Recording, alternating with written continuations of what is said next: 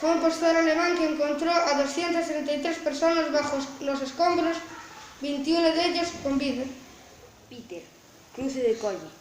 Encontró víctimas bajo el edificio y una vez salvó la vida de un niño pequeño. Rex era un terco pastor alemán al que no le importaban lo más mínimo el fuego y las llamas. Rip había sido un perro callejero. Localizó a más de 100 víctimas de ataques aéreos. Historias heroicas de los perros más valientes del mundo. Kimberly Hamilton. Fue hecho por Abel, Saúl, Carlos y Rafa.